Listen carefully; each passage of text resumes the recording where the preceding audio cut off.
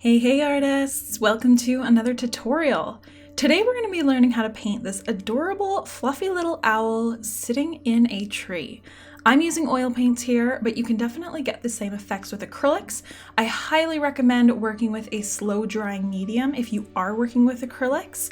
That is basically how I worked for years before I moved on to oil paint, so that's why I can confidently say you can definitely get these same results because I definitely did. All right, let's get going. So I'm starting my painting like I do most of them. I've transferred my sketch to my surface, which is just a piece of loose primed canvas taped to a hard surface, and I gave it a nice acrylic wash just so it wasn't so white. And I'm getting started by basically blocking in where my darkest parts are gonna go here. At this phase, I like to work with the biggest brush possible because I don't want to get consumed with details too early in the game.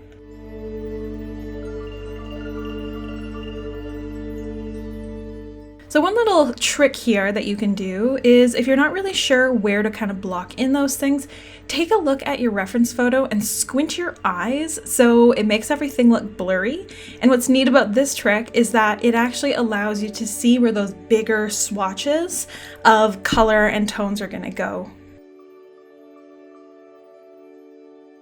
So now I'm just kind of blocking in a background here. I will be adding a forested background, but I just wanted to give it some sort of darkness to contrast with the bird, and I gave a little bit of bark texture to that tree that's behind the bird.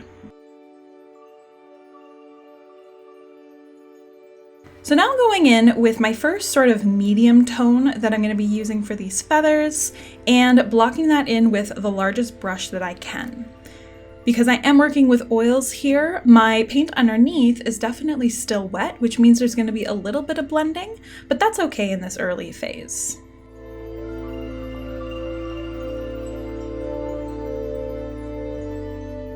Now I'm going in with my next lightest tone. I'm not going for any form of detail here yet, just kind of blocking out where the main tones are going to go. One of the reasons why I like to work with such large brushes right in the beginning is because it truly prevents you from putting in those details too early, and it forces you to work with those bigger patches of color first.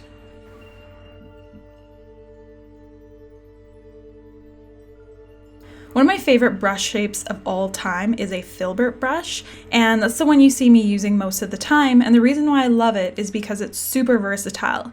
You can use the flat side of the brush to cover larger areas, and you can also turn the brush on its side to basically get a detail brush that is already kind of worked in. So now I'm giving everything a very light blend with a dry brush here, just to make sure everything looks nice and soft and give ourselves a nice foundation to start building our details on. So I'm going to give the tree trunk behind our little owl here a little bit of love. So up until this point in our painting, I'm really only working with burnt umber and titanium white here.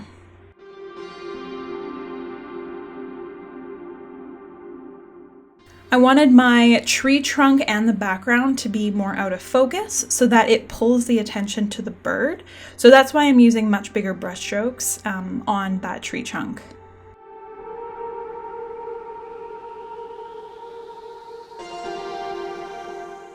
And just giving everything a light blend with a dry brush again. So onto the background. I'm going to start by kind of mapping out where those darkest parts are going to go first. Again, working with a really large brush here. And now I'm going in with a dark sort of olive green.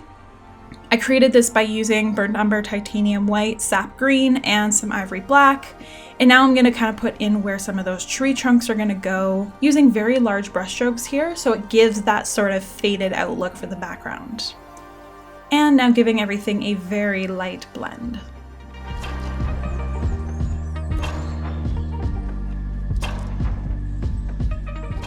Going in with a bit more lighter green here, just to make it look like that sun is kind of popping through those trees. So now I'm going in with some darker paint here, and I'm going to start to actually detail our little owl friend here. It's got some nice dark markings and some shadows throughout, so I'm going to start by working on that. Again, because I'm still sort of working on my foundation here, I'm not going into tight details yet. I'm sticking with a pretty large brush.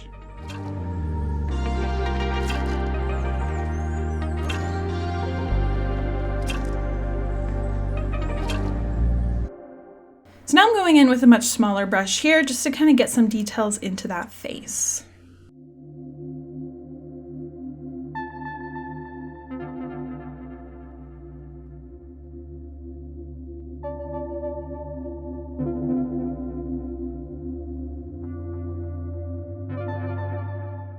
So now I'm going to start to add more details to the actual body of our little owl here. Still working with the Filbert brush, but just a slightly smaller one, and going in with my lighter tones here. I'm paying close attention to my reference photo to make sure that I'm stroking my feathers in the proper direction, paying attention to where the light falls, and all that goodness.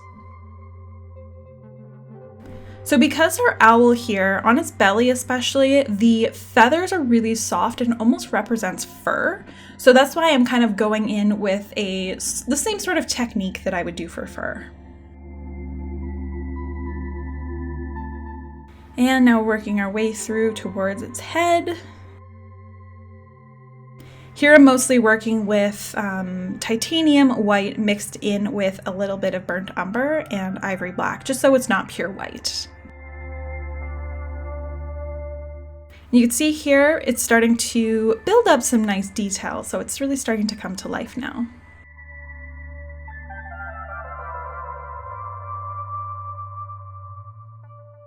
And now onto those wings. So the wing is a little bit more receded, or at least that's what I want it to look like in my painting. So I'm not going to put as much detail there because I want the eye to first look at the face and sort of the chest of the bird and then move to the rest of the painting. Adding a little bit more pop of green in our background here just to give it that sort of sun-dappled look. And adding some even more saturated green just to give it a bit more vibrance.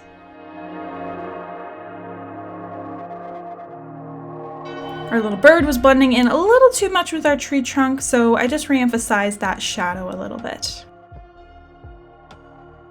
So along the way, we lost some of our little markings on our owl friend here, so now I'm going back in and putting those markings in.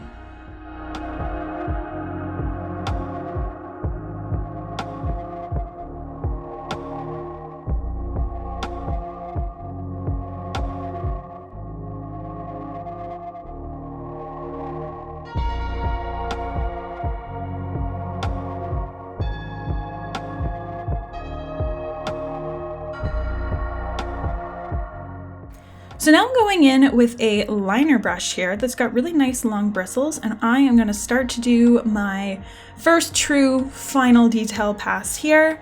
I'm mostly going in with titanium white that I've thinned out with some medium and paint thinner, just to make it flow a little bit better. But yeah, I'm going in and putting in some final details.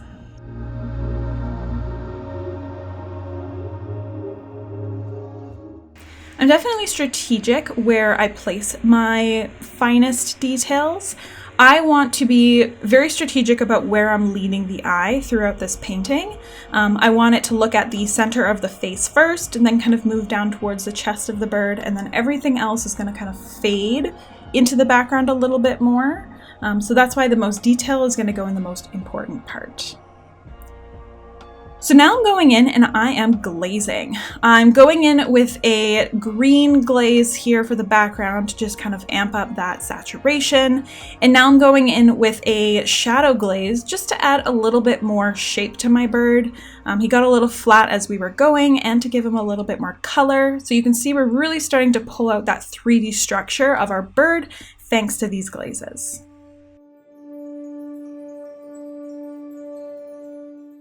If you want more information about glazes, I highly recommend checking out the Wildlife Painting Academy. You can grab the link in the description of this video, but it's my secret weapon for painting realistic wildlife easily. I absolutely love this technique, so you can learn all about it in there.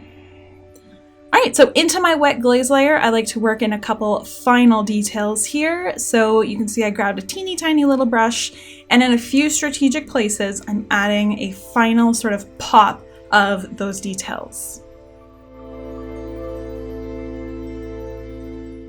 All right, so that brings us to the end of this video. I hope you guys enjoyed watching this little owl come to life, and let me know if you give it a try yourself. If you are the type of person that wants full detail on how to paint this real-time, step-by-step, with my voice walking you through the entire thing, plus you get to see my paint mixing as I go and all sorts of good stuff, then I would highly recommend checking out the Wildlife Painting Academy. It is my monthly membership where I teach you basically how to paint realistic wildlife easily. Every month there are new masterclasses uploaded and tons of tutorials, and you get access to tons of tutorials that are already uploaded, and you get those new ones monthly. So if that sounds like the answer to all of your prayers when it comes to painting realistic wildlife, then I highly recommend checking out the Wildlife Painting Academy.